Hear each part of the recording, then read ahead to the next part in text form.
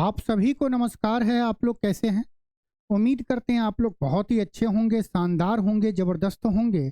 तो आइए आज NTPC group D mock test number 16 हम लोग करेंगे। तो चलिए स्टार्ट करते हैं आज का पहला क्वेश्चन, जिसमें दिया गया है कि कितने प्रतिशत वार्षिक चक्रवृद्धि ब्याज की दर पर एक धनराशि 2 वर्ष में स्वयं का 9/4 के बराबर हो जाएगी। ये मॉक टेस्ट के अलावा आपके पूरे के पूरे मैथ का रिवीजन क्लास भी समझिए है, जहाँ पे हम लोग हर एक मॉक टेस्ट में हर एक टॉपिक से क्वेश्चन लिए हैं। तो चलिए अपना सेशन स्टार्ट करते हैं। क्वेश्चन में जो दिया गया है कि स्वयं के 9/4 के बराबर हो जाएगी। हम मान लेते हैं कि प्रिंसिपल अगर 4 होगा तो 4 का 9/4 कितना होगा, तो आप बोलेंगे 9 हो जाएगा। ये कितने साल में होगा? 2 साल में होगा। ये कितने साल में हुआ? 2 साल में हुआ। हमें कंपाउंड इंटरेस्ट में रेट ऑफ इंटरेस्ट निकालने के लिए हम क्या करते हैं, जब तक हमें यह ना पता चले कि 1 साल में कितना होगा तब तक निकालने में मुश्किल होगा। अब हम क्या करेंगे, हमें पता है कि 1 साल से 2 साल पे जाने के लिए हम स्क्वायर करते हैं, तो 2 साल से 1 साल आने के लिए हमें स्क्वायर रूट करना पड़ेगा। ये हमने स्क्वायर रूट कर दिया। अगर हम बोले इसका रेशियो की बात करें तो 1 साल में कितना हो जाएगा, √4 का 2 हो जाएगा। स्क्वायर रूट ऑफ 4 2 होता है। स्क्वायर रूट ऑफ 9 कितना होगा, 3 होगा। ये क्या है कि वो धनराशि 2 साल में 3 हो जाएगा। जो धनराशि 2 साल में 4 से 9 हो रहा था, वो धनराशि 1 साल में 2 से 3 हो जाएगा। कितना बढ़ा है? 1 बढ़ा है। 1 किस पे बढ़ा है? 2 पे बढ़ा है। परसेंटेज में बताना है तो 100 से हम क्या करेंगे, गुना कर देंगे। ये कितना आया? 50%। हमारा आंसर कौन सा होगा? Option D. और अगर ये बात जब पता ही है आपको तो फिर हम इतना लिखे क्यों? जब दिया गया स्वयं का 9/4, 2 साल में 4 का चीज 9 हो रहा है, तो 1 साल में कितना होगा, तो स्क्वायर रूट लेंगे तो ये हो जाएगा 3/2। मतलब 1 साल में 2 से 3 हो जाएगा। कितने का अंतर? 1 का अंतर। 1 का अंतर किस में, किस पे हो रहा है? 2 पे हो रहा है। तो 1/2 का परसेंटेज वैल्यू कितना होता है? 50%। तो हमारा आंसर हो जाता है ऑप्शन डी। आइए क्वेश्चन नंबर 2 देखते हैं। क्वेश्चन का लैंग्वेज दिया गया है कि ए, बी और सी एक साथ मिलकर एक कार्य को 16 दिन में पूरा कर सकते हैं। तीनों ने 2 दिन तक एक साथ कार्य किया, जिसके बाद ए ने कार्य छोड़ दिया। बी और सी ने एक साथ अगले 9 दिनों तक कार्य करना जारी रखा और फिर बी ने कार्य छोड़ दिया। सी ने शेष कार्य 6 दिनों में पूरा किया। यदि सी अकेले उसी कार्य को 24 दिनों में पूरा कर सकता है तो बी अकेला उसी कार्य को कितने दिनों में पूरा कर सकता है? आइए इस क्वेश्चन को करते हैं। आपने जितने मेथड देखे होंगे उससे ये मेथड आपको अलग मिलेगा और आपको फास्ट भी इस क्वेश्चन को सॉल्व करने का इस मेथड से आप कर सकते हैं इस टाइप के क्वेश्चन को सॉल्व।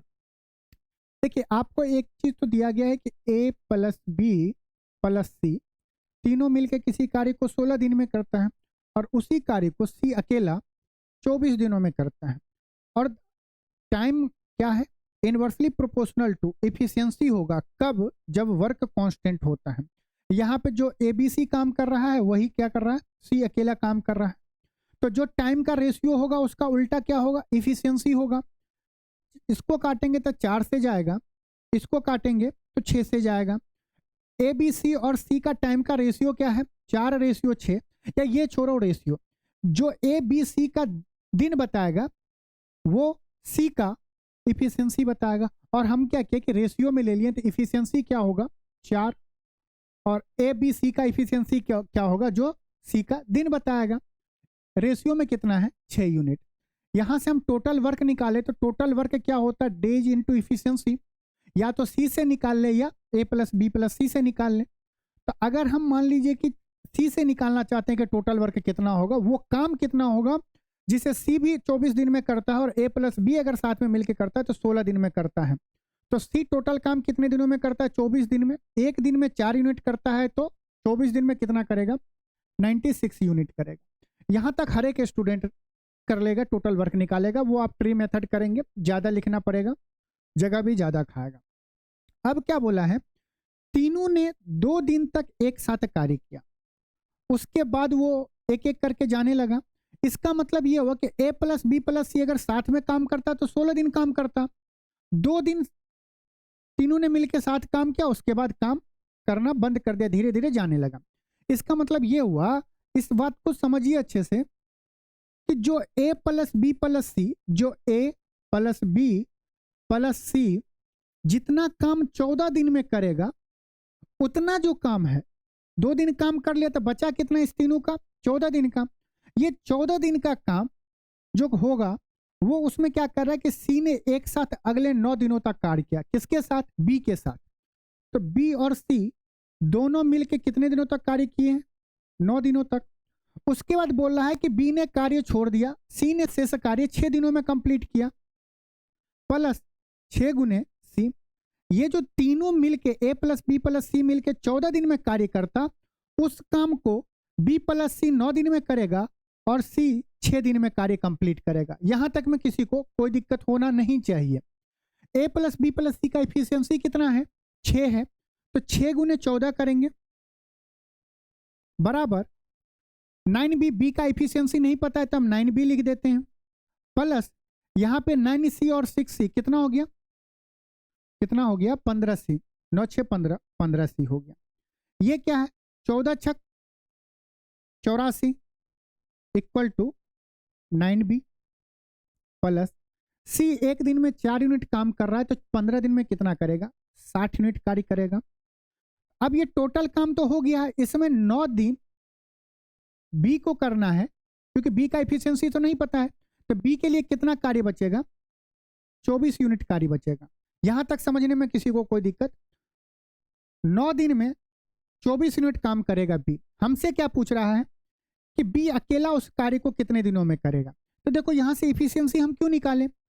24 दिन 9 दिन में 24 यूनिट कार्य हो रहा है, हमें करवाना है 96 यूनिट कार्य। 24 का कितना गुना? 4 गुना। तो ये अगर 4 गुना होगा तो दिन भी क्या होगा? 4 गुना होगा। आंसर क्या आएगा कि बी उसी कार्य को, ऑप्शन डी हमारा बिल्कुल सही है।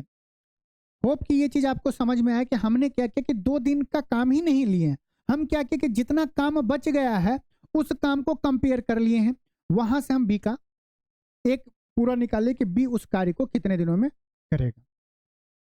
आइए नेक्स्ट क्वेश्चन देखते हैं। यहां पे दिया गया यदि वर्ग की प्रत्येक भुजा में 20% की वृद्धि की जाती है तब इसके क्षेत्रफल में होने वाली प्रतिशत परिवर्तन बताइए। देखिए स्क्वायर का एरिया क्या होता है? साइड का स्क्वायर होगा या भुजा का स्क्वायर होता है। 20% वृद्धि मतलब कि सक्सेसिव जाएगा। आपको पता है x plus y plus x y by 100 से आप सॉल्व कर लेंगे। टाइम लगेगा लिखने में, कैलकुलेशन करने में, ऐसा नहीं करना। 20 का स्क्वायर कितना होता है? 400। 400 का 2 डिजिट लिखेंगे, उसका दशमलव डाल देंगे।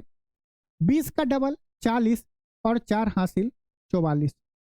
जो चीज आप कर रहे थे वही चीज हम भी किए, लेकिन हम क्या किए यहाँ पे जब दोनों जगह पे समान बढ़ रहा है हम क्या किए कि 2 इंटू एक्स कर दिए दशमलव एक्स स्क्वायर। ये एक्स स्क्वायर को 2 डिजिट में लिखे, इतना परसेंट का वृद्धि होगा। एक्स के जगह पे क्या है? 20 है तो हम 20 का स्क्वायर करेंगे, 2 डिजिट में लिखेंगे। तो अगर ये चीज पता है तो कंपाउंड इंटरेस्ट का 2 साल का आपको इंटरेस्ट निकालना, कुछ भी निकालना हो, आप इस फॉर्मूला से बहुत आसानी से कर सकते हैं। आइए नेक्स्ट क्वेश्चन देखते हैं, पढ़िए। 2 संख्याओं का लॉसो दिया गया, एचसीएफ दिया गया, संख्याओं का अंतर दिया गया, संख्याओं का योग बताना है। क्या दिया है? एलसीएम दिया है, एचसीएफ दिया है, संख्याओं का अंतर दिया है, हमें संख्याओं का योग बताना है। एक नॉर्मल स्टूडेंट जिसको थोड़ा बेसिक ही पता होगा, अंदर नहीं पता होगा, वो क्या करेगा? देखो 2 संख्याओं का गुणनफल होता है एलसीएम इंटू एचसीएफ। हम करेंगे 315 इंटू 21। हमें दिया गया a माइनस बी दिया गया, दोनों संख्याओं का अंतर 42। यहां से a प्लस बी निकाल लेगा, मजा आ जाएगा। लेकिन आपको यह पता है कि आपको a प्लस बी निकालने के लिए a माइनस बी का स्क्वायर करना पड़ेगा। 42 का स्क्वायर करेंगे प्लस 4 इंटू 315 गुने 21 करना पड़ेगा। कैलकुलेशन में टाइम लगेगा, काफी ज्यादा टाइम लगेगा। 1 मिनट के अंदर में कैलकुलेशन आप नहीं कर पाएंगे। तब हम क्या करें? क्लास में बताएं कि एलसीएम बराबर क्या होता है। एलसीएम बराबर क्या होता है? HCF into other factor. यहां पे एलसीएम कितना है? 315 है। HCF कितना है? 21 है, गुने अदर फैक्टर। अदर फैक्टर कैसे हम निकालेंगे? ये होगा 315 बट्टा 21। यूनिट डिजिट पे 5 है, तो 5 आएगा और 1। अदर फैक्टर कितना आया? 15 आया। अदर फैक्टर क्या होता है कि जैसे एग्जाम्पल के लिए हम आपको बताएं कि ये फर्स्ट संख्या और ये सेकेंड संख्या है, इसका अगर हमें दिया हो फैक्टर के रूप में तो HCF इंटू ए, और ये क्या होगा? HCF into B. अगर हम इसका एलसीएम निकाले तो एलसीएम इस दोनों नंबर का क्या होगा? एलसीएम इस दोनों नंबर का क्या होगा? HCF इंटू ए इंटू बी। ये जो ए इंटू बी है ये क्या होगा? को प्राइम नंबर होगा। क्या होगा? को प्राइम नंबर होगा। और को प्राइम नंबर जो होगा तो उसे ही हम अदर फैक्टर बोलते हैं। को प्राइम नंबर क्या होगा? जिसके बीच का HCF हमेशा 1 होना चाहिए। तो अदर फैक्टर हमारा कितना आया? 15 आया। अगर अदर फैक्टर हमारा 15 आ गया, अदर फैक्टर अगर हमारा 15 आ गया तो 15 का दो ऐसा नंबर ढूंढना, दो ऐसा इंटीजर ढूंढना है जिसको मल्टीप्लाई करे तो 15 आना चाहिए और वो दोनों नंबर आपस में को प्राइम होना चाहिए, मतलब कि HCF होना चाहिए। उस दोनों के बीच का, उस दोनों का HCF क्या होना चाहिए? 1 होना चाहिए। आप बोलोगे सर देखो ना 3 गुने अदर फैक्टर आ गया, ये क्या आया? ए और बी का वैल्यू। अगर हम इसमें HCF से मल्टीप्लाई कर दें, अगर हम इसमें HCF से मल्टीप्लाई कर दें, अगर हम इसमें HCF कितना है? 21 है और यहाँ पे भी 21 है। अगर हम इससे मल्टीप्लाई कर दें तो क्या 21 दिया 63, 21 बचा 105। ये जो 63 और 105 आए ये क्या है? First number. ये क्या है? Second number. हमसे क्या पूछ रहा है कि फर्स्ट एंड सेकेंड का सम बताना है। कितना होगा? 105 प्लस 63 168 मेरा सही आंसर होगा। कैलकुलेशन में कहीं आपका हाथ रुका? नहीं रुका। 42 का स्क्वायर करना पड़ा? नहीं करना पड़ा। 315 गुने 21 गुने 4 करना पड़ा? नहीं करना पड़ा। आप इससे करके देखेंगे कितना कैलकुलेशन होता है। उसका फिर आपको स्क्वायर रूट भी निकालना पड़ेगा उस नंबर का, यहाँ पे नहीं करना पड़ेगा। तो आइए नेक्स्ट क्वेश्चन में चलते हैं। इस क्वेश्चन को पढ़िए। देखिए ये मॉक टेस्ट, में बार बार बोले ये मॉक टेस्ट के साथ साथ आपका रिवीजन का क्लास है। आप देखिए कि जैसे ये क्वेश्चन दिया गया है cosec theta minus cot theta alpha दिया गया, हमसे पूछ रहा है कोसेक थीटा। अगर क्वेश्चन को बार बार प्रैक्टिस करेंगे तो ये आपको क्या होगा? डायरेक्ट आपको पता होगा कोसेक थीटा होगा 1/2 करेंगे इनटू माइनस में क्या cosec theta minus cot theta क्या है? अल्फा है। अल्फा का उल्टा क्या होगा? 1/अल्फा। कोसेक थीटा में से कॉट थीटा घटा रहे हैं मतलब कोसेक थीटा बड़ी वाली वैल्यू है। जब हमें बड़ी वाली वैल्यू निकालना है तो हम दोनों को जोड़ देते हैं। हमारा आंसर क्या होगा? ऑप्शन ए है।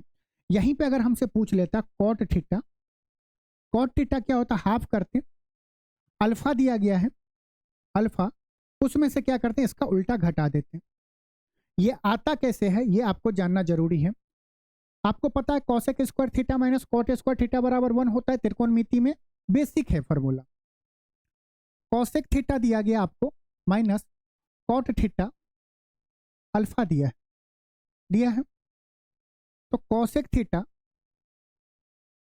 क्योंकि हम उसे किस पे तोड़े हैं? Cosec square theta minus cot square theta A square minus B square पे होता है A minus B into A plus B. ये हो जाएगा cosec theta plus cot theta, ये इसका उल्टा हो जाएगा 1/अल्फा।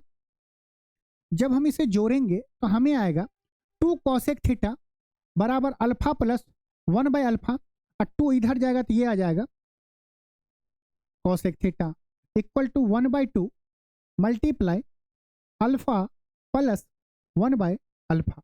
इसका रेसिप्रोकल मान लीजिए यहाँ पे 71 होता तो 71 प्लस 1/71, मान लीजिए कि 91 होता, हम कहते हैं 91 प्लस 1/91 का आधा करेंगे, वही हमारा आंसर आएगा। इसी तरह कॉट थीटा निकालेंगे तो इस दोनों को माइनस करेंगे, आंसर आ जाएगा।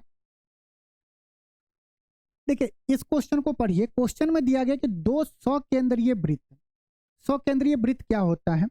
ऐसा सर्कल, ऐसा 2 सर्कल जिसका सेंटर 1 हो, एक वृत्ताकार मार्ग का निर्माण करते हैं। इस मार्ग की आंतरिक और बाह्य परिधियां क्रमशः 56 सही 4/7 मीटर और 94 सही 2/7 मीटर है। मार्ग की चौड़ाई ज्ञात कीजिए। अब इसको मिक्स फ्रैक्शन को फ्रैक्शन में कन्वर्ट नहीं करना है, कैलकुलेशन है तो देखेंगे जहां पे जरूरत पड़ेगा वहां पे कैलकुलेट करेंगे। अब देखिए इस चीज को अगर समझे कि क्वेश्चन में दिया क्या हुआ है, क्वेश्चन का लैंग्वेज समझना सही है। सॉल्यूशन तो आपको हर बुक में मिल जाएगा, हर एक जगह मिल जाएगा, लेकिन उसमें समझाया नहीं जाता है। एक सर्कल है, एक और हम सर्कल ले लेते हैं। ये हम क्या किए, एक सर्कल ले लिए। अब क्या किए, इस सर्कल को,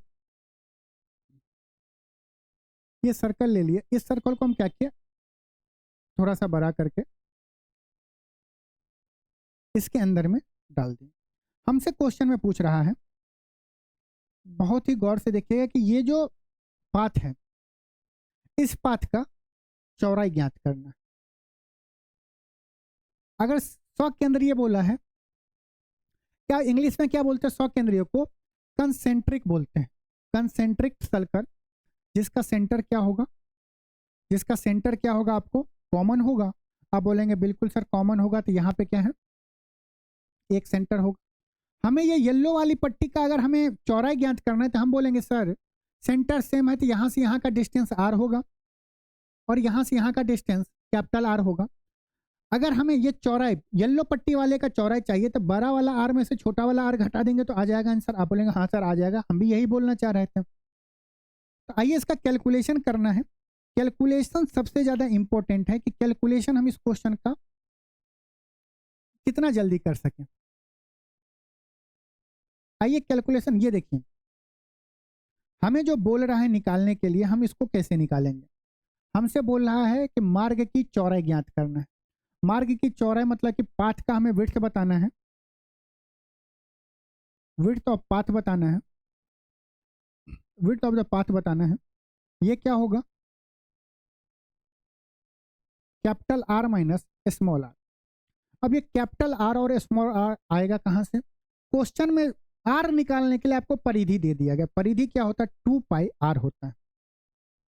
अगर हम बड़े वाले वृत्त का रेडियस निकालना चाहे तो उसको हम क्या बोले थे, 2 पाई कैपिटल आर, जिसका वैल्यू कितना दिया गया है 94 सही 2/7। ये मिक्स फ्रैक्शन को हम ऐसे लिख सकते हैं 94 प्लस 2/7। आप बोलेंगे सर बिल्कुल लिख सकते हैं। अगर हम यहाँ से 2 कॉमन लेंगे तो 2 से 2 कट जाएगा, तो कैपिटल आर कितना आएगा, आप लोग कैपिटल आर आएगा 1/पाई इंटू 2 कॉमन लेंगे तो यहाँ पे कितना बचेगा 47, यहाँ पे कितना बचेगा 1/7 बचेगा, ये बचेगा।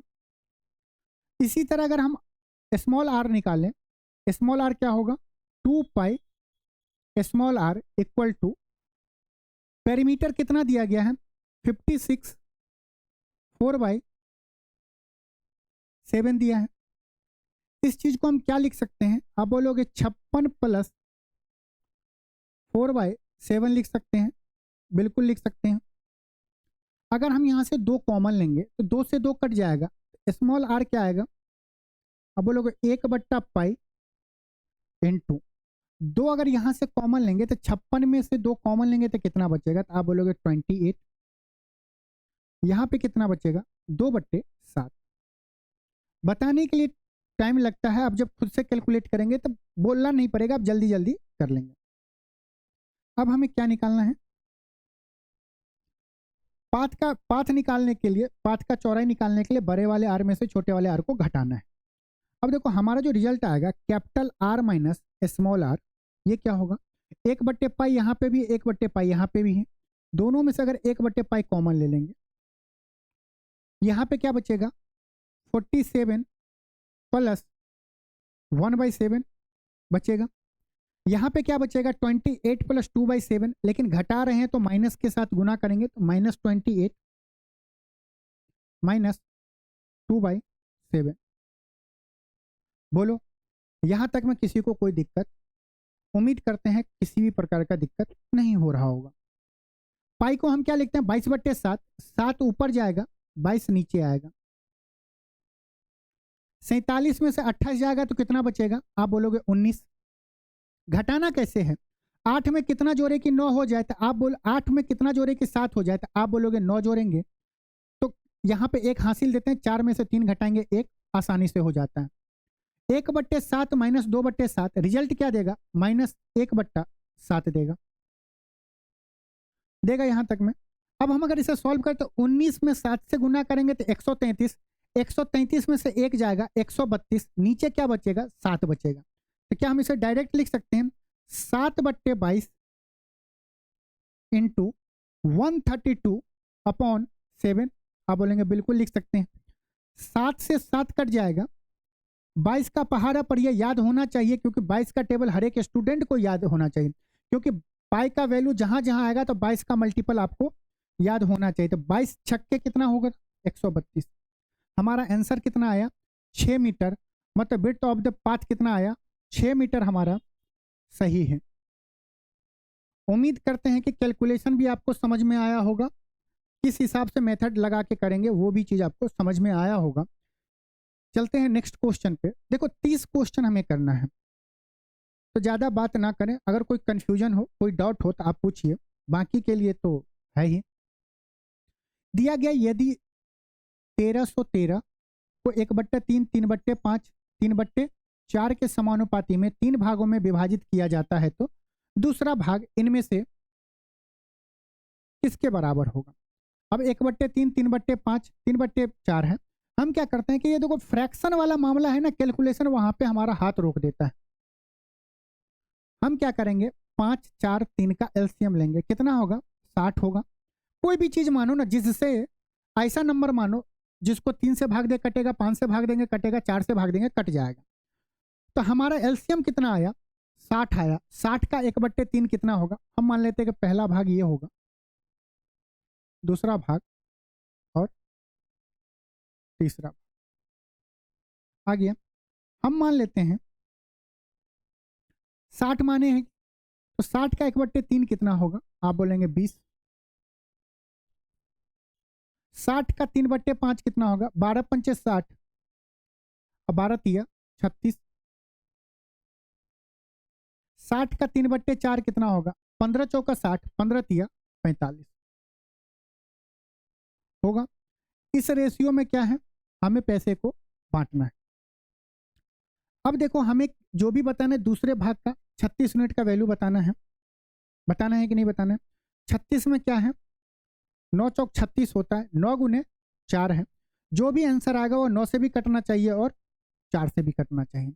6 2 8 9 से नहीं कट रहा है। 6 4 10 8 18 9 से कट रहा है। 6 3 9 कट रहा है 9 से। 5 5 10 8 18 कट रहा है किससे 9 से। अब अगर हम 4 में 2 छुपा है, इन तीनों में से अगर हम 2 का विभाजता का नियम देखें तो 2 वही संख्या वो वही पूरा नंबर कटेगा जिसका यूनिट डिजिट 2 से विभाजित होगा, तो ये नहीं है। आगे अगर हम चाहें, अगर हम यहाँ पे काटे तो 7 चौक 28 ये तो कट रहा है, ये दोनों कट रहा है, तो हम 2 ऑप्शन को एलिमिनेट कर दिए, 2 ऑप्शन बचा है। गलती से अगर एक ऑप्शन बचता है तो हम आगे कैलकुलेट नहीं करते सीधे। अब ये देखो 20 36 45, 20 और 36 कितना होगा 56 प्लस 45।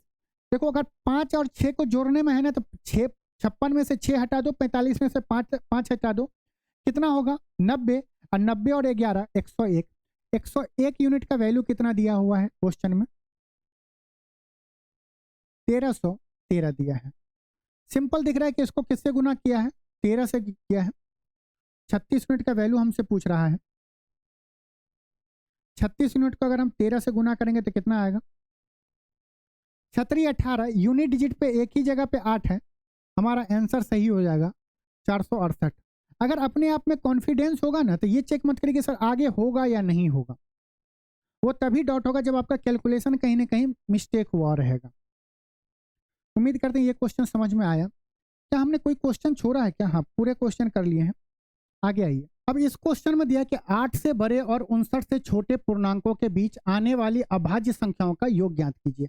आप बोलोगे सर हमें अभाज्य संख्या तो यहाँ तक याद ही नहीं है, तो टेंशन नहीं लेना है, हम है ना याद नहीं होगा लेकिन निकालने तो आपको आएगा। हम एक चीज जानते हो आप 6k ± 1 जो प्राइम नंबर होगा वो इस फॉर्म में होगा। वैसे वर्षा ट्रू नहीं है कि किसी भी नंबर को अगर हम इस फॉर्म में लिख देंगे तो वो प्राइम नंबर होगा, नहीं। जो प्राइम नंबर होगा वो 6 के टेबल को पढ़ते जाओ, उसमें से +1 करो -1 करो, वो प्राइम नंबर होगा। 8 से बड़े कौन सा प्राइम नंबर है, आप बोलोगे सर 8 से बड़े तो हमें नहीं पता, 6 का टेबल जाएंगे तो ये तो हो जाएगा 5 और 7, 6 दूना 12, 12 में से 1 जाएगा तो कितना होगा 11, 12 में 1 जोड़ेंगे 13, 11 और 13 प्राइम नंबर है। अब के का वैल्यू अगर हम 2 के बाद 3 रखें तो 18, 18 में से 1 जाएगा तो 17 और 18 में 1 जोड़ेंगे तो 19 होगा। 6 चक 24, 24 में से 1 जाएगा तो 23 होगा प्राइम नंबर। अगर एक और एक घटाएंगे तो 23 हो जाएगा, एक जोड़ेंगे तो 25 हो जाएगा। 25 प्राइम नंबर नहीं, क्योंकि आपको चेक भी करना है कि विभाजित हो रहा है कि नहीं हो रहा है, तो 25 भाग हो रहा है, ये सबको दिख रहा है।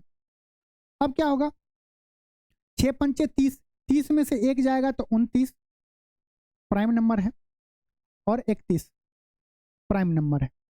आगे जब बढ़ेंगे तो 6 पंचे 30 तक हम बढ़ गए, 6 को 6 से गुना करेंगे तो 36, 36 में से 1 जाएगा तो 35 होगा, जो प्राइम नंबर नहीं है। 7 से विभाजित हो रहा है, 5 से हो रहा है, 37 प्राइम नंबर है। क्योंकि आपसे क्वेश्चन ही इतना लेंदी पूछा है, आपको प्राइम नंबर निकालना आना चाहिए। अगर नहीं प्राइम नंबर निकालना आएगा तो आप इस क्वेश्चन को कैसे सॉल्व करेंगे, छोड़ करके थोड़ी आएंगे। एग्जाम में टाइम बच जाएगा तो फिर आप इसको करेंगे तो अगला क्या होगा, 6 के टेबल तक हम 6 में गुना कर दिए, 7 छक 42, 42 में से 1 जाएगा 41, अब 42 में 1 जोड़ेंगे तो 43, 8 छक 48 होता है, 48 में से 1 जाएगा 47, 49 1 जोड़ेंगे तो 49 होगा, 49 प्राइम नंबर नहीं है, 7 से विभाजित हो रहा है, 7 का स्क्वायर है। अब हम कहां तक पहुंच गए, 8 तक पहुंच गए। अब के जगह पे 9 रखेंगे तो 9 छक 54, 1 माइनस करेंगे तो 53, 1 जोड़ेंगे तो 55, 11 से कट रहा है। 10 से करेंगे तो 10 गुने 6 60, 60 में से 1 जाएगा तो 59, ये हो गया 59। हमें 59 तक जाना है, तो क्या ये 59 को ऐड करेंगे, नहीं ऐड करेंगे। क्वेश्चन में देखो 8 से बड़े और 59 से छोटे पूर्णांकों के बीच आने वाली, तो 59 हम नहीं लेंगे। लेकिन होप कि आपको 60 तक तो प्राइम नंबर पता चल गया। अब क्वेश्चन में बोला कि इन सब संख्याओं का हमें योग बताना है। योग कैसे निकालेंगे, अब पूरा जोड़ने मत लगना, देखो यूनिट डिजिट देखो हर एक जगह अलग है, तो यूनिट डिजिट हम कैसे निकालेंगे, 3 और 7 3 10, 0 यूनिट डिजिट बस जोड़ना है ना, तो 0 0 प्लस 3 3, 3 1 4, 7 4 11, यूनिट डिजिट 1, 1 और 1 2, 2 और 9 11, यूनिट डिजिट 1, 3 और 1 4, 9 4 13, unit digit 3, 7 3 10, unit digit 0, 0 plus 3 3, 3 और 1 4, हमारा आंसर क्या होगा 364। अब सबको ढूंढना थोड़ी है कि 7 3 10, 3 13, 1 14, 14 7 21, ऐसे थोड़ी ढूंढना है। यूनिट डिजिट हमें लेना था, बस यूनिट डिजिट पे काम करना है। उम्मीद करते हैं ये प्राइम नंबर आपको पता हो चल गया कैसे निकालना है और कैसे सॉल्व करना है। आगे दिया गया है कि m का वह धनात्मक मान ज्ञात कीजिए जिसके लिए समीकरण 12x² प्लस mx प्लस 6 बराबर 0 के मूलों का अनुपात दिया गया है 2:3। मूलों का अनुपात क्या होता है, मूल मान लिया अगर अल्फा होगा और बीटा होगा तो इसका रेशियो दिया गया है 2:3। मान लेते इसमें हम क्या करते हैं, किसी भी चीज से गुना कर देते p से, एक रूट आएगा 2p, दूसरा रूट आएगा 3p। हमें m का वैल्यू बताना है, तो m का वैल्यू कैसे निकालेंगे, अगर 2 रूट हमें पता हो तो अल्फा प्लस बीटा दोनों रूट का सम कितना होता है, अल्फा प्लस बीटा कितना होता है, आप बोलोगे ये होता -b बट्टा a होगा। -b क्या होता है, x का कोफिशिएंट, x का कोफिशिएंट कितना है -m बट्टा a कितना है 12, और अल्फा प्लस बीटा यहाँ पे कितना आएगा 2p प्लस 3p 5p आएगा। हम यहाँ पे 5p इक्वल टू क्या लिखेंगे -m बट्टा 12, ये लिख दिए। अब आगे हमें क्या पता है, p को भी एलिमिनेट करना, तभी तो m का वैल्यू, एक इक्वेशन है 2 वेरिएबल है, कैसे निकलेगा, हमें 2 इक्वेशन तो चाहिए वेरिएबल निकालने के लिए। अल्फा इंटू बीटा क्या होता है, अल्फा इंटू बीटा क्या होता है, तो आप बोलोगे c बट्टा a होता है। c क्या है, कांस्टेंट टर्म, कांस्टेंट का वैल्यू क्या है 6 और a क्या है 12 है 12। अल्फा गुने बीटा, दोनों रूट को हम गुना करेंगे तो क्या होगा 6p² बराबर, ये क्या है 6/12, 1/2 आएगा, आएगा कि नहीं आएगा। हम ये p के जगह पे अगर वैल्यू रख दे, p के जगह वैल्यू रखेंगे तो 5 इधर जाएगा, 12 5 60 -m/60 हो जाएगा। या आप ऐसा कर सकते हो कि 60 का स्क्वायर करना मुश्किल है, कहीं पे भी रखोगे तो बात बराबर ही होगा। पी की जगह पे अगर 60 रखें तो 6 गुना एम का स्क्वायर क्या हो जाएगा, एम का स्क्वायर करेंगे तो एम स्क्वायर, 12 पंच 60 का स्क्वायर कितना होगा, 12 पंच 60 का स्क्वायर हो जाएगा 3600 बराबर 1/2 होगा। 6 से ये जाएगा 6 बार में, 1 से ये जाएगा 3 बार में। एम स्क्वायर हमारा कितना आया, एम स्क्वायर हमारा कितना आया, कहाँ चला गया,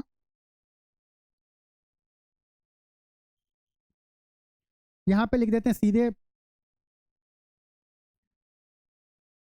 फिर से लिखना पड़ेगा, 6 इंटू एम स्क्वायर बट्टा 3600 इक्वल टू 1/2 आएगा।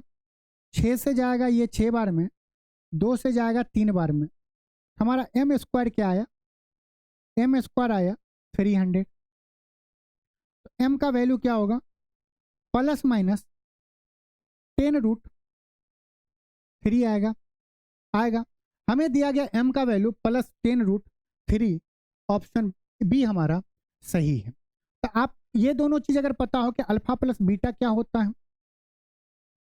और अल्फा इंटू बीटा क्या होता है, तो आप बहुत सारे क्वेश्चन को बहुत आसानी से सॉल्व कर लेंगे। आइए नेक्स्ट क्वेश्चन में दिया गया कि रवि और राजेश ने एमटेक प्रोग्राम में प्रवेश लेने के लिए एक प्रवेश परीक्षा में भाग लिया।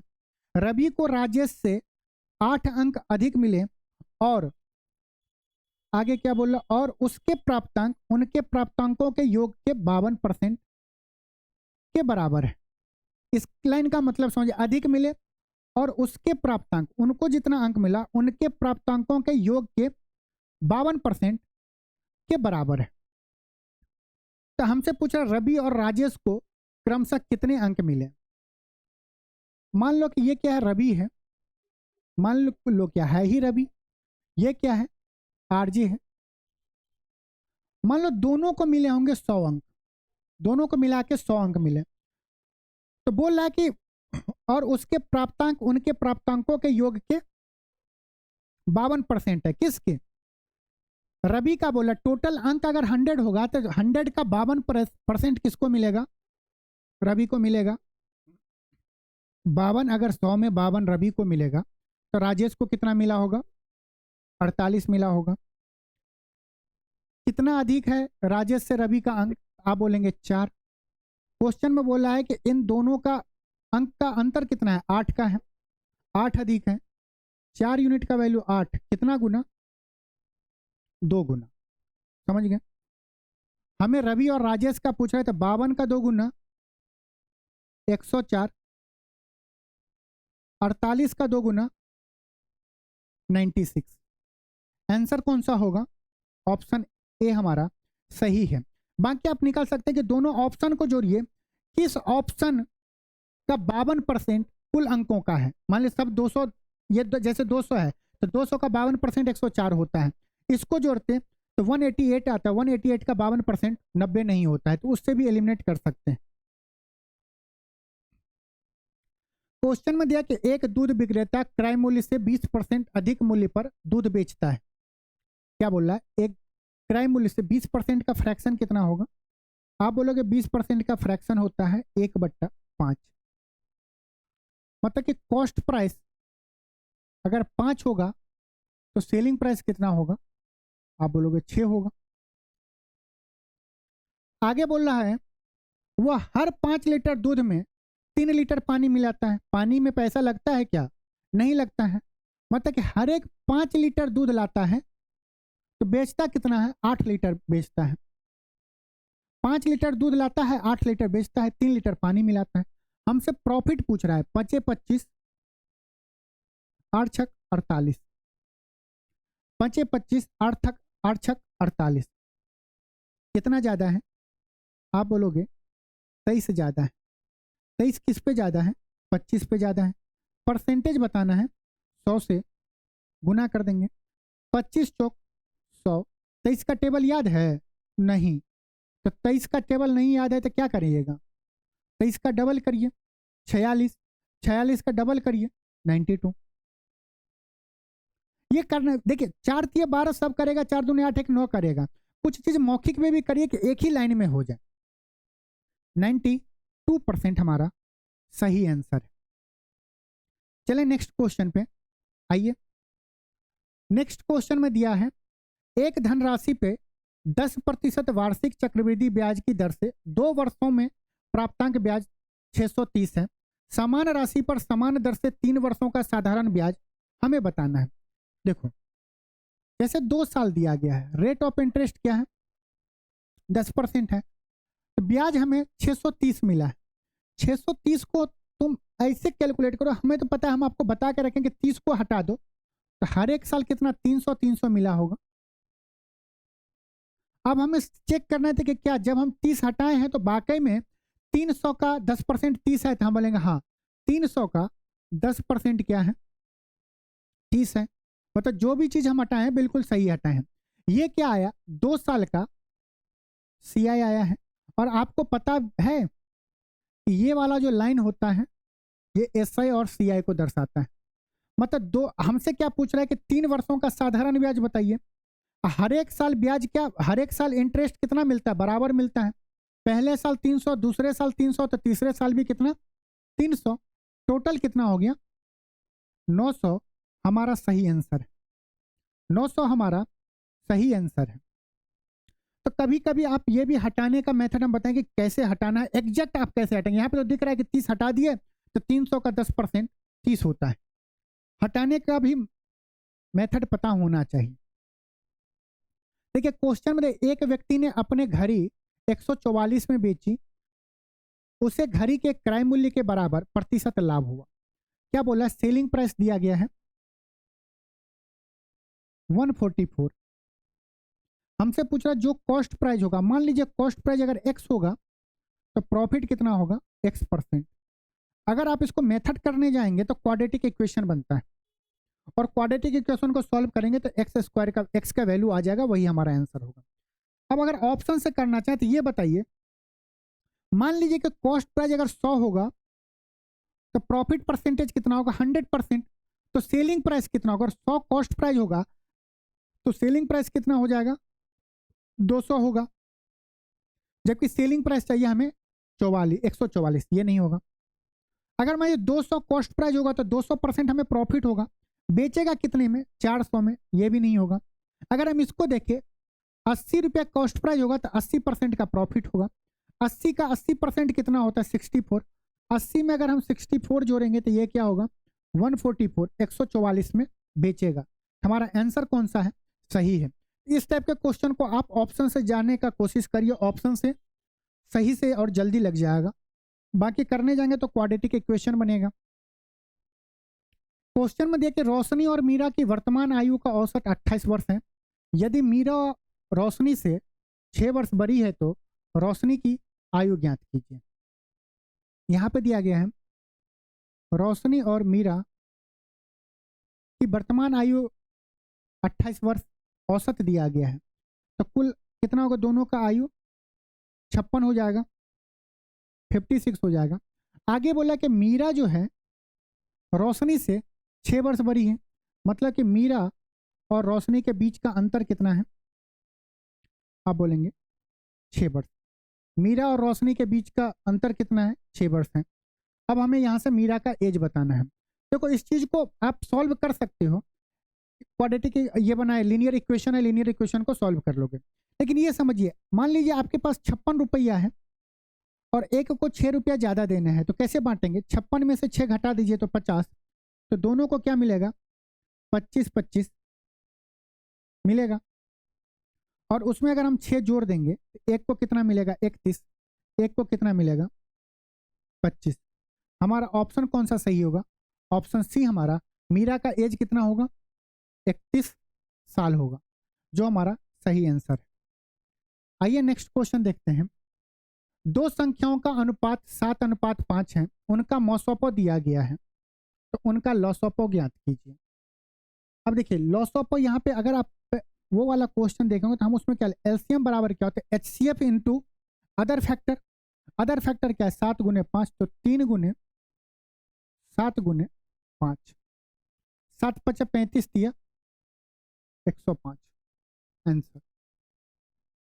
हमें वो संख्या नहीं निकालना, डायरेक्ट हमें अगर ये चीज पता होगा अदर फैक्टर तो 3 गुने 7 गुने 5 करेंगे, आंसर आ जाएगा 105। देखो दिया गया 2 रेलगाड़ी दिल्ली से देहरादून के लिए 10 AM और 10:30 AM बजे निकली और इन दोनों रेलगाड़ियों की चाल 60 किलोमीटर प्रति घंटा और 75 किलोमीटर प्रति घंटा है, तो दिल्ली से कितने किलोमीटर की दूरी पर ये दोनों रेलगाड़ी एक साथ क्या होगी? निकालते हैं। देखो एक गया 10 बजे कितने के स्पीड से? 60 किलोमीटर प्रति घंटा के स्पीड से। एक स्टार्ट किया 10:30 बजे कितने के स्पीड से? 75 किलोमीटर प्रति घंटा के स्पीड से। ये कर लिया। अब हमें ये पता करना है कि दोनों कब मिलेगा। इसके लिए हमें तो पहले देखिए 10:30 बजे से ये आधे घंटे में कुछ दूरी तो तय किया होगा। कितना किया होगा? 1 घंटा में 60 किलोमीटर, तो आधे घंटे में कितना? 30 किलोमीटर। अब क्या हुआ? टाइम सेम हो गया, तो हम वो चोर पुलिस वाले कॉन्सेप्ट भी कर सकते हैं, या हम ऐसे भी निकाल सकते हैं कि 30 किलोमीटर दूरी को ये दोनों मिलके एक डायरेक्शन में जा रहा है, तो क्योंकि हमें कितने पे मिला है ये निकालना है, तो 30 kilometre divide by same direction है, तो इसका डिफरेंस कितना होगा? 15। ये क्या आया? 2 घंटा। इसका मतलब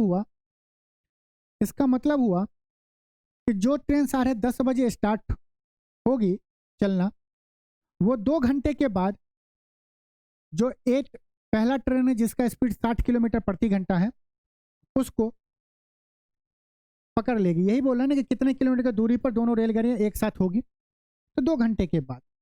अब देखो 2 घंटे से हम गुना करें, अगर 10:30 बजे स्टार्ट हो तो 2 घंटे के बाद कितना किलोमीटर जाएगा? तो आप बोलेंगे ये 75 किलोमीटर प्रति घंटा के स्पीड से है, तो 75 गुने 2 150 किलोमीटर। मतलब 150 किलोमीटर के बाद ये दोनों आपस में मिल जाएंगे या एक दूसरे को पकड़ लिया जाएगा, यही बोलना। या आप बोलेंगे नहीं सर हम 60 से निकाले तब कहाँ आ रहा है? देखो 60 गुने 2 तो 120 किलोमीटर आया। प्लस क्या होगा कि ये तो 10 बजे से चलना स्टार्ट किया था ना, 10:30 से थोड़ी स्टार्ट किया था। 10:30 बजे के बाद 2 घंटे के बाद मिलेगा, लेकिन 10:30 बजे से पहले तो आधा घंटा चला होगा, तो आधे घंटे में कितना? 30 किलोमीटर। टोटल कितना आ गया? 150 किलोमीटर। 150 किलोमीटर के बाद ये दोनों आदमी मिल लेंगे, मुलाकात करके कुछ लेन देन कर लेंगे। देखो ये दिया गया 1 रुपये में 32 संतरे बेचने पर 40% की हानि होती है। उस आदमी को 20% लाभ कमाने के लिए 1 रुपया में कितने संतरे बेचना पड़ेगा? देखो यहाँ पे भी 1 ही रुपया है, यहाँ पे भी 1 ही रुपया है। आप इस चीज को समझो कि 40% हानि मतलब कि 60%। 1 रुपया में 32 बेचने पे कितने का? 60% का नुकसान। मतलब कि 32 आर्टिकल बेच रहा है तो 60% ही पैसा आ रहा है, 40% का नुकसान हो रहा है। हमें 120 का लाभ चाहिए। 120 का लाभ करने के लिए ये एक आपस में, क्योंकि ये क्या है? 2 गुना है, ये 2 गुना है, तो हमें 101 ही रुपया में बेचने के लिए क्वांटिटी तो कम बेचना पड़ेगा ना, ज्यादा थोड़ी बेचना पड़ेगा। अगर ज्यादा बेचेंगे तब तो लॉस होगा, कम बेचना पड़ेगा। अगर हमें 1 ही रुपया में 1 रुपया में अगर यहाँ पे हम 2 गुना करें तो 1 रुपया में हमें कम आर्टिकल बेचना पड़ेगा। अगर ये 2 गुना हो रहा है तो हम इधर हाफ करेंगे, इनवर्सली प्रोपोर्शनल। तो 32 का आधा 16। इसका मतलब कि 1 रुपया में अगर हम 16 आर्टिकल बेचेंगे, 16 वस्तु बेचेंगे, तो हमें 20% का लॉस होगा। जबकि हम अगर 1 रुपया में 32 संतरे बेचेंगे तो 40% का हानि होगा। 20% का लॉस नहीं, 20% का प्रॉफिट होगा 1 रुपया में 16 बेचने पे।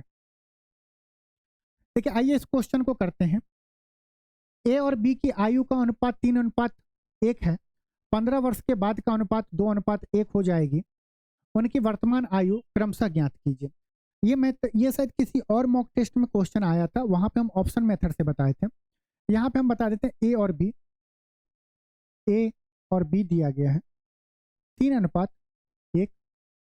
15 वर्ष के बाद 2:1। 15 वर्ष के बाद। हमें इस टाइप के क्वेश्चन में क्या करना रहता है कि यूनिट मतलब गैप सेम करना रहता है, कोई ज़रूरत नहीं। 3 को 1 से गुना करिए, 2 को 1 से गुना करिए, 3 में से 2 गया 1 यूनिट, 15 दूनी 30, 15 गुने 1 15, 30 में से 15 जाएगा 15, 1 यूनिट का वैल्यू 15। वर्तमान एज, ये क्या प्रेजेंट एज है, ए का कितना होगा 15 गुना 30 साल 45 होगा, 15 तिया 45, 1 गुने 15, 1 गुने 15 15, एज दोनों क्रमशः कितना होगा 45 साल और 15 साल। ऑप्शन डी हमारा सही है। ये शायद हमें याद है किसी मॉक टेस्ट में हम क्वेश्चन आया था जिसमें हम ऑप्शन मेथड से बताए थे। आई थिंक वहां पे भी हमने ये मेथड आपको डिस्कस किया था। क्वेश्चन में देखिए, यदि a plus B plus C इतना है, A square plus B square plus C square but A square minus B C का वैल्यू बताना है। इक्वेशन एक ही है, 3 वेरिएबल है, तो हम 2 को कुछ भी मान सकते हैं। अब 2 को कुछ भी मान सकते हैं तो आसानी के लिए हम मान लेंगे सी को 0 हो जाएगा। सी को अगर 0 मान लेंगे तो यहाँ पे क्या हो जाएगा, ए बराबर माइनस बी, ए बराबर माइनस बी हो जाएगा। या हम ये भी बोल सकते हैं कि बी बराबर माइनस ए, बी बराबर माइनस ए बोल सकते हैं, कुछ भी बोल सकते हैं। सी 0 मतलब कि ये टर्म 0, सी 0 मतलब ये टर्म 0, ए स्क्वायर प्लस बी के जगह पे माइनस ए करना है तो माइनस ए का स्क्वायर कितना हो जाएगा, ए स्क्वायर अपॉन ए स्क्वायर, 2a स्क्वायर बटे ए स्क्वायर, 2 आंसर हो गया। ऑप्शन ए हमारा सही है। आइए नेक्स्ट क्वेश्चन पे चलते हैं। नेक्स्ट क्वेश्चन में दिया गया है, जब 391 को भिन्नों में 1/2, 2/3, 3/4 के समानुपाती में 3 भागों में विभाजित किया जाता है तो इसका सबसे छोटा भाग, जो रेशियो में जो छोटा भाग वैल्यू होगा उसका हमें बताना था। ये इससे पहले हम क्वेश्चन बता चुके हैं तो ये आपके लिए होमवर्क में है, कमेंट जरूर करिएगा क्वेश्चन नंबर 20 का आंसर क्या होगा। नेक्स्ट क्वेश्चन चलते हैं। मानवी ने एक धनराशि पहले 3 वर्ष के लिए साधारण ब्याज की 6% वार्षिक दर पे, उसके अगले 5 वर्ष में 9% वार्षिक दर पे और 8 वर्ष की इस अवधि के बाद 13% वार्षिक दर पर उधार ली। यदि 11 वर्ष के अंत में उसके द्वारा भुगतान किया गया कुल ब्याज 8160 है तो उधार ली गई धनराशि ज्ञात कीजिए। कोई अमाउंट होगा, उस पर 3 साल के 6%, 5 साल के लिए 9% और अगले 3 साल के लिए 13%। आपको ये पता है कि हर एक साल तो इंटरेस्ट बराबर ही मिलेगा, तो 3 साल में कितना इंटरेस्ट मिलेगा, तो आप बोलेंगे 18%। उसके बाद क्या, अगले 5 साल में 9% प्लस क्या होगा, 9×5 45%। आगे बोल रहा है 8 वर्ष की अवधि, इस अवधि के बाद 13% वार्षिक दर पर उधार ली। यदि 11 वर्ष के अंत में उसका, देखो 11 वर्ष के अंत में 8160 में ब्याज क्या करना पड़ रहा है, ब्याज देना पड़ रहा है। तो ये कितना है, 3 साल, ये क्या है 5 साल। हमें 11 साल के बाद मतलब अगले 3 साल वो कितने परसेंट ब्याज पे दिया होगा, 13% ब्याज पे। एक साल में 13% तो 3 साल में कितना, 39, जिसका वैल्यू दिया गया है 8160, यही दिया गया। हम इसे जोड़ना चाहते हैं तो एक यहाँ से 18 में से 1 देंगे तो ये हो गया 40, 40 और 45, 85 और 17 कितना होगा, 102। 102% का वैल्यू कितना है, 8160 है। अगर हम 1% का वैल्यू बताएं तो कितना होगा, 80। हम बोले थे कि 1% का वैल्यू अगर 80 है, हमें 100% हम माने थे प्रिंसिपल, तो 100% कितना हो जाएगा, 8000। 100% कितना हो जाएगा, 8000। हमारा ऑप्शन कौन सा होगा, ऑप्शन सी हमारा बिल्कुल सही है। नेक्स्ट क्वेश्चन पढ़िए और इस क्वेश्चन का जवाब आप लोग जरूर दीजिए।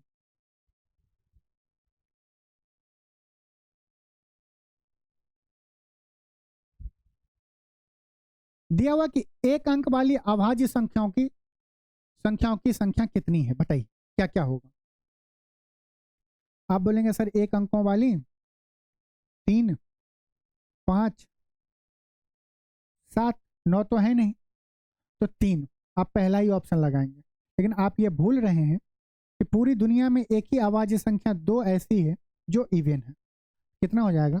4। हमने सही लिखा, 2 3 5 7 सही है। उसके बाद कौन सा होगा? 11 होगा, जो अभी बताए थे। डायरेक्ट क्वेश्चन अभाज्य संख्याओं पे आ जाता है। 3/5 दिया गया, ये दिया गया, तो आपको बताना है x का वैल्यू बताना है। ये बात पता है कि आपको a के पावर m इंटू a के पावर n हो तो ये क्या होता है? m प्लस n होता है। बेस सेम है तो पावर जुड़ जाएगा, तो ये क्या होगा? 3/5। पावर जुड़ेगा तो 2x - 1 + 4, तो ये क्या हो जाएगा? 2x + 3 equal to 3/5। ये हो गया 15। एक कॉन्सेप्ट और होता है, a के पावर m बराबर a के पावर अगर n हो, बेस सेम हो, तो पावर इक्वल हो जाता है। 3/5 दोनों जगह में बेस सेम है तो पावर इक्वल हो जाएगा। 2x + 3 equal to 15। x का वैल्यू क्या होगा? 12/2 6। ऑप्शन कौन सा होगा हमारा? सी होगा। अब ये मत करने लगे कि ऐसे क्वेश्चन में भी ऑप्शन डाल के चेक करने लगेंगे तो दिक्कत हो जाएगा। यहाँ पे तो आसान है कि क्या करेंगे, 6 दूना 12, 12 में से 1 गया, 11, 11 4 15 हो जाएगा। लेकिन पूरा चेक करना पड़ेगा। ऑप्शन एलिमिनेट आप कर सकते हैं, 12 0 हो रहा है, 5 और 6 में कंफ्यूजन होगा। इन ऑप्शन से कुछ क्वेश्चन को करने का कोशिश करिए। इनमें से किस भिन्न का दशमलव प्रसार शांत है? टर्मिनेटिंग क्या होता है बताइए? ऐसा फ्रैक्शन, टर्मिनेटिंग डेसिमल क्या होता है? यही पूछ रहा है ना हमसे, टर्मिनेटिंग डेसिमल करिए। क्या होता है? दशमलव के बाद जो डिजिट आएगा वो फिक्स होगा। ये नहीं कि जैसे 0.3333, ये टर्मिनेटिंग नहीं है, ये नॉन टर्मिनेटिंग रिपीटिंग डेसिमल है। मतलब दशमलव का जैसे मान लीजिए 0.25 लिखा हो और 0.33 लिखा हो, कौन सा होगा टर्मिनेटिंग? जो दशमलव के बाद फिक्स हो, आगे नहीं बढ़ रहा हो, ये रिपीट नहीं हो रहा। अब गौर से देखेंगे, देखिए 11/6, नीचे में क्या है? 6 का फैक्टर 2 गुने 3 है, और 1/3 आपको पता है कितना? 0.3333। ये तो है ये तो टर्मिनेटिंग है नहीं, रिपीट हो रहा है। नॉन टर्मिनेटिंग है तो ये आंसर नहीं होगा। यहाँ देखिए 19/90 है, 90 में क्या होता है? 1/1.9, 10 से भाग देंगे। 1/9 क्या होता है? गुना 0.1111। ये भी नहीं होगा क्योंकि ये क्या है? टर्मिनेटिंग नहीं है, शांत डेसिमल नहीं है, अशांत है, बढ़ते जा रहा है। यहाँ पे देखिए 6/15, ये क्या होगा? 6/3 गुने 5, काटेंगे तो 2 बार में, आंसर क्या आएगा? 0.4। आगे पीछे तो बढ़ नहीं रहेगा, ये हमारा टर्मिनेटिंग हो जाएगा। ये चेक करोगे किससे जा रहा है? 3 से अगर गुना करेंगे, 1 2 3 है, 37 होगा। हम इससे काटेंगे, लेकिन 1/3 कितना होता है? 0.333। चलते जाता है, ये भी हमारा आंसर नहीं होगा। मतलब यहाँ से बस आपको ये पता होना, तो टर्मिनेटिंग क्या होता है, नॉन टर्मिनेटिंग क्या होता है, निकालना कैसे है। बस आप बेस देखिए, बेस से मतलब हर से आप पता कर सकते हैं कि कौन टर्मिनेटिंग होगा, कौन नॉन टर्मिनेटिंग होगा। इस क्वेश्चन का आंसर बताइए, कितने स्टूडेंट को 0 आ रहा है? जिन जिन का 0 आ रहा है उसको फेसबुक पे रील्स देखना पड़ेगा, बड़ी क्वेश्चन आता ही है। देखो बी बोर्ड मास में जब भी आपको ब्रैकेट दिखे तो पहले ब्रैकेट का गुना करिए, ब्रैकेट को सॉल्व करिए, उसके बाद तो 2 गुने 2 4, 2 गुने 2 4 हो गया, 4 में 4 से भाग देंगे, 1 आएगा। अब देखो यहाँ पे ब्रैकेट नहीं है तो बोर्ड मास में क्या होता है? पहले डिवीजन होगा फिर मल्टीप्लाई होगा। 2 में 4 से भाग देंगे तो 2, 2 गुने 2 4, 4 में से 1 जाएगा 3। हमारा आंसर क्या होगा? ऑप्शन बी हमारा सही है। हम क्या किया? पहले इसको गुना करिए, 4 में 4 से भाग देंगे, 1 आएगा, 4 से 2 4 में 2 से भाग देंगे 2, 2 गुने 2 4, 4 में से 1 जाएगा तो 3 होगा। अगला क्वेश्चन देखिए, इतना बड़ा नंबर है, आंसर बताना है। और ऑप्शन देखिए अलग अलग है, 830 है तो 200 है, 83 है, 201 है। अगर हम कुछ टाइम के लिए हम इसे ये लिख सकते हैं 0.96 है, क्यों लिखें? 515 गुने 515 माइनस अप्रोक्सीमेट कैलकुलेशन 314.87, इसको हम लिख सकते हैं 315 गुना 315 अपॉन 200। 0.99 को हम क्या किए, हटा दिए, अप्रोक्सीमेट करते हैं।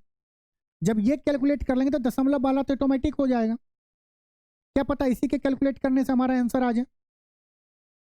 अब 515 गुने 515 नहीं करने लगना, ये क्या है, ए गुने ए स्क्वायर माइनस बी स्क्वायर, क्या होता है, A minus B into A plus B होता है।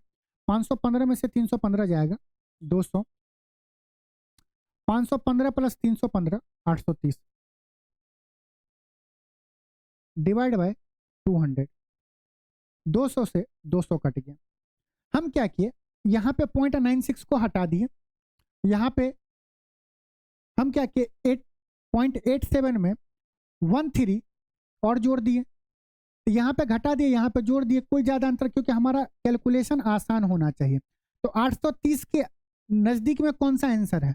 आप लोग 201 बहुत छोटा, बहुते छोटा, बहुते छोटा आंसर।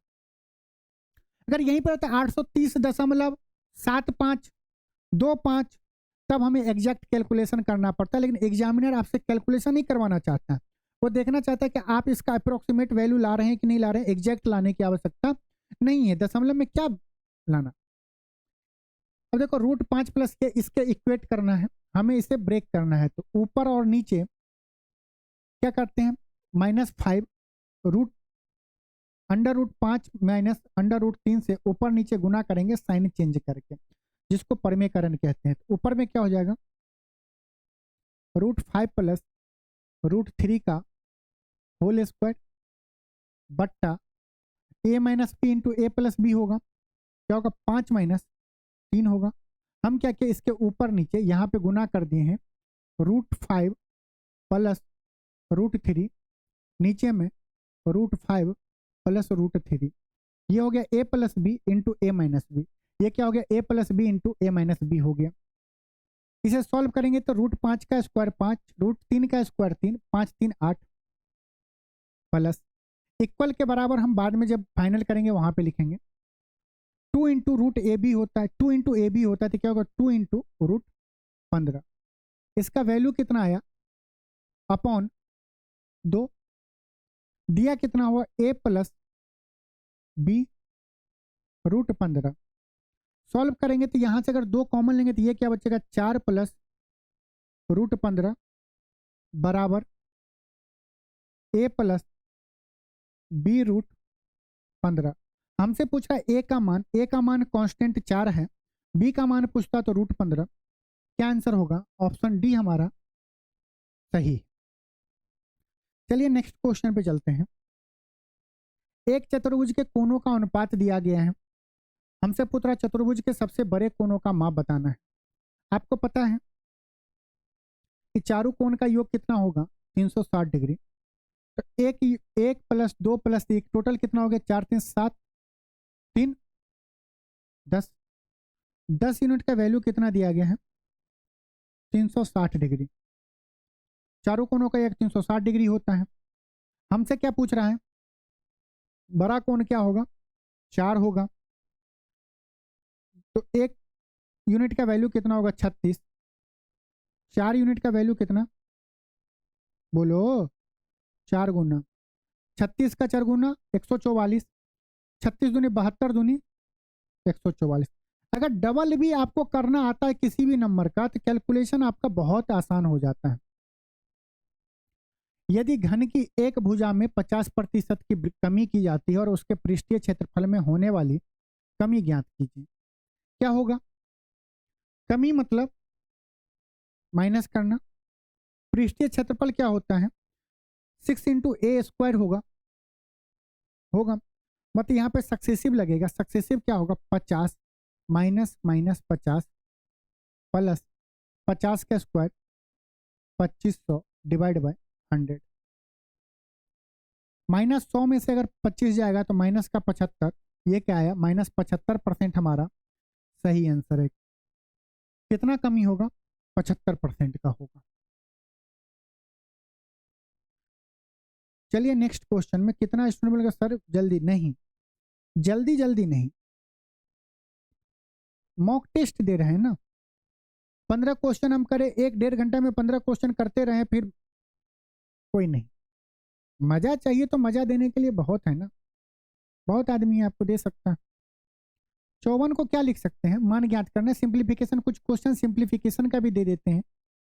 9 गुने 6 गुना √6, √9 इंटू √6, अंदर 9 गुने 6 है रूट के अंदर में, इसको क्या लिख सकते हैं √9, √9 क्या होता है 3 गुना √6 इंटू √6 होगा 3 गुना √a गुने √a क्या होता है a होता है, तो √6 इंटू √6 कितना होगा 6। आंसर क्या आ गया 18। ऑप्शन बी हमारा सही है। अब बताइए किसी को कोई डाउट, कोई किसी को दिक्कत, किसी भी प्रकार का कोई भी कंफ्यूजन हो पूछिए, कोई भी दिक्कत नहीं है बताइए। चलिए उम्मीद करते हैं कि आप लोग को ये सेशन मजा आया होगा। 30 के 30 क्वेश्चन को फिर से आप एक बार प्रैक्टिस करिएगा। इसका पीडीएफ टेलीग्राम ग्रुप में और व्हाट्सएप पे अपलोड कर देंगे। तो अपना ख्याल रखिएगा, रोज मॉक टेस्ट जरूर दीजिएगा, और वीडियो पूरा अगर देख रहे हैं तो लाइक करिए, और जो भी डाउट हो आप हमसे कमेंट में पूछ सकते हैं, टेलीग्राम ग्रुप में पूछ सकते हैं, व्हाट्सएप पे पूछ सकते हैं। तो चलिए मिलते हैं नेक्स्ट क्लास में, नेक्स्ट मॉक टेस्ट में। तब तक के लिए आपसे विदा लेते हैं। नमस्कार, जय हिंद।